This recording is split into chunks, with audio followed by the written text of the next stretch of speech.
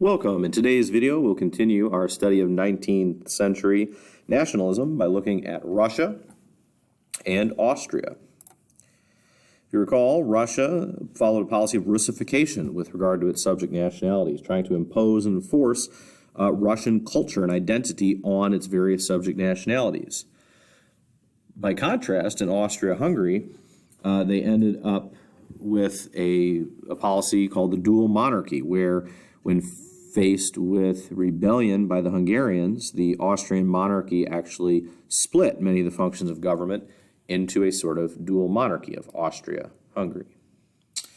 All right, last time we talked about the slow decline of the Ottoman Empire, and as subject nationalities tried to break away, they subsequently did, raising the Eastern question of what was to be done.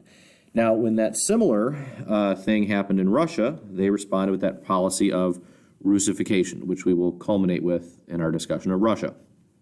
The thing to know about Russia, the Russian rulers had established what was called autocracies, a similar root to the word authoritarianism, autocracy, meaning a near absolute control, but almost not exactly it had evolved slightly from the days of the traditional absolute monarchy, but the Romanov family, the Romanov dynasty, had expanded and conquered many subject nationalities over a reign of 300 years, and this autocracy was kind of a sort of enlightened absolutism. At various points, they would have a parliament called a Duma. They would have sort of a bureaucratic state of advisors that sort of actually ruled the country for the Tsar. But ultimately, the Tsar had total control. So I can put that up there. We can see that a couple different ways. Can be spelled Tsar or Tsar. Three of the famous late imperial czars was Alexander II, who was a reform-minded czar who in 1861, in response to pressure, had officially freed the serfs. Being a serf is even a step down from a traditional Western peasant. It's straight out of the Middle Ages, the idea that a peasant is really tied to the land and is virtually the property of the landlord, with the main key difference that the serfs could not be bought and sold like a slave, but in many other ways were treated in a condition not unfamiliar to slavery.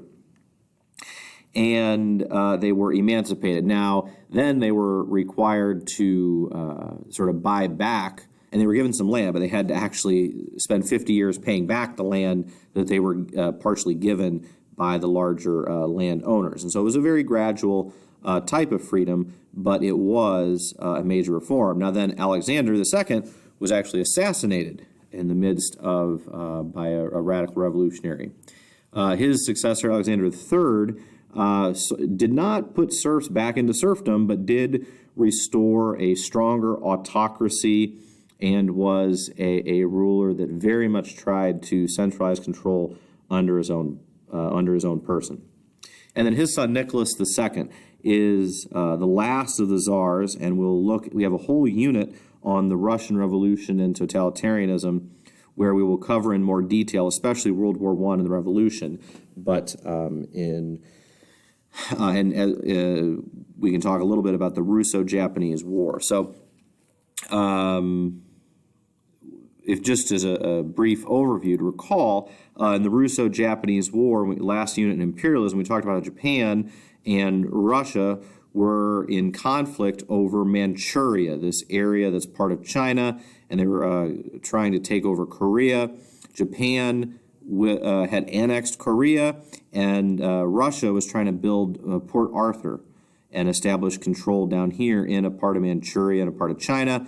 They got in conflict with Japan. Japan launched a surprise attack there, and due to the fact that they have all their supplies coming through at the end of a very long piece of rail, the Japanese were actually able to pretty easily defeat Russia, and this led to instability in Russia. It led Nicholas' government to being kind of undermined, and it was the event that actually led to the creation of the Duma, an advisory parliament for the Tsar.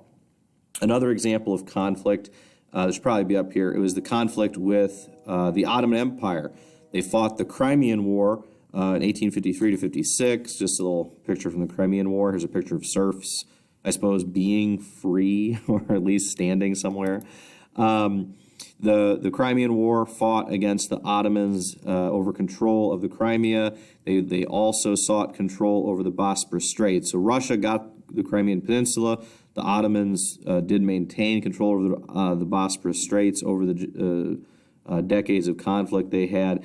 But Russia was, other than against Japan, when compared to Austria, and especially compared to the Ottomans, Russia was a strong and expansionist power and was seeking to push its way into territories previously controlled by the Ottomans. So they tended to back the independence of countries like Romania and Serbia and wanted to kind of have them as sort of, satellite countries of Russia that were smaller countries that were in the Russian alliance, Russian orbit, and expanded Russian capital and influence into that area at the expense of the Ottomans. Now, Russia had many different subject nationalities, Lithuanians, Poles, Kazakhs, Ukrainians, White Russians, Latvians, Finns, all kinds of different subject nationalities. And the Russian policy to respond to this was Russification, to make them be Russian, to mandate the Russian language, to firmly support the Russian Orthodox Church, teach Russian books, Russian culture, Russian history, and to kind of try to stamp out all of those other ones. It was not at all uncommon to have anti-Jewish pogroms to try to suppress the Jewish minorities as well. But like with all, which were especially severe, but they had a similar policy to all subject nationalities, which was to attempt to suppress or make illegal or crack down on various expressions of culture and nationality that weren't authentically Russian enough.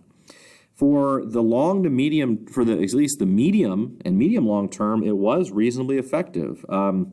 There did continue to be movements for independence among those among those nationalities, but for the most part, Russia maintained control over all of those nationalities.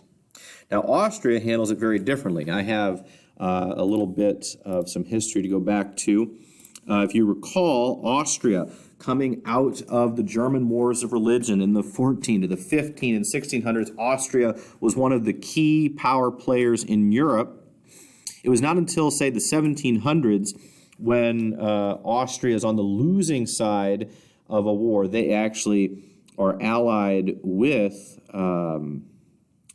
they actually lose Silesia to Prussia as one of their most productive territories, and it's in the 1700s you have the rise of what can be called German dualism. Now, this is not what the dual monarchy refers to. German dualism refers to the fact that there were hundreds of German states, and there were two really large ones. There was the Austrians, the Habsburgs from Austria, and the Hohenzollerns of Prussia, that there were kind of two powerful German countries, German-speaking countries, in the area of Germany. There was no solid nation state. With the 7 Years' War began the diplomatic revolution, where actually the Habsburgs and the Bourbons allied in that war, and yet again, Prussia is seen as Austria's enemy now. And again, this German dualism, that who is the top dog in Germany? For a long time, the Habsburgs and the Bourbons, the Austrians and French, for centuries in the 1700s, had been competing to be the top power in Central Europe. Now the Habsburgs see the Prussians, the Hohenzollerns, as the bigger threat. However, the Napoleonic Wars disrupt that, and again, France is the enemy there, but France is wildly successful. Austria kind of gets dissolved. The Holy Roman Empire is finally destroyed by Napoleon, and he famously crowns himself emperor at the expense of the Austrian Holy Roman Emperor. Now, in 1848, those revolutions of 1848 that started in France and spread throughout Europe, you had, this was very devastating in Austria. There were many United Germany people who wanted Prussia to take the lead and kick Austria out of the German territories, and it would be kind of its own thing. And so the Austrians were opposed to that. The 1848 revolutions is what finally got rid of old Metternich. I had the quote from Metternich up here about when France sneezes, Europe catches cold. He was the architect of the Congress of Vienna. They finally get rid of him. And in 1848 is when a young Franz Joseph is, or excuse me, that would be the next crisis. By 1867, Franz Joseph, as a young man, is the emperor. He'd be the same ruler of Austria as an old man when Austria enters World War I. Anyway, what happens in 1866, we haven't talked about it yet, but in 1866, you have Emperor Franz Joseph, and Austria allies with Prussia against Denmark, and they win, and they're co-governing these territories, but it leads to conflict with Prussia. Prussia sort of backs Austria into a war called the 7 Weeks' War, which Prussia wins, and it leads to a lack of faith and confidence in the government. It seems like it's going to bust Austria up. Their army was wrecked. Prussia is predominant. Prussia demolishes many of Austria's allies in Germany, and the Hungarians want to revolt, and the compromise they reach is that the Hungarian people in parliament will sort of co-rule. They'll get their own parliament, and this darker area, the Hungarians can kind of rule as their province, and the other German and Polish and Czech areas will be ruled by the Austrian parliament, with Emperor Francis Joseph as the emperor of all of it.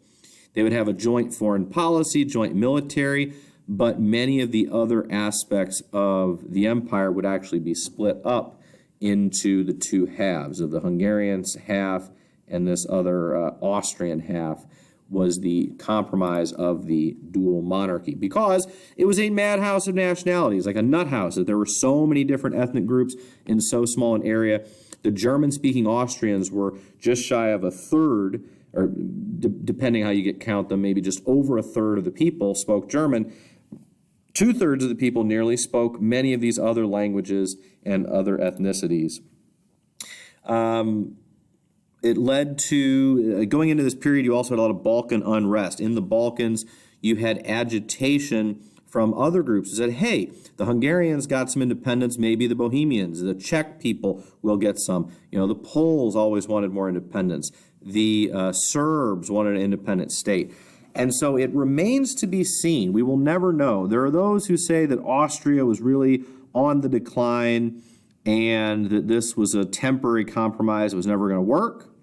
Others look at this and say perhaps this was a way forward, that an empire could move into the modern era and give some freedom to subject nationalities while maintaining an overall system. The world will never know, because World War I wrecked Austria. They were on the losing side, and they were completely torn apart by it, by the war, and not sort of necessarily on their own thing. But just like Russia, they were trying to expand into the Balkans. Bosnia was a territory controlled by the Ottomans that they lost control of, and Austria moved in. So as Russia is moving into the Balkans, so is Austria. That's that Eastern question that leads into World War I.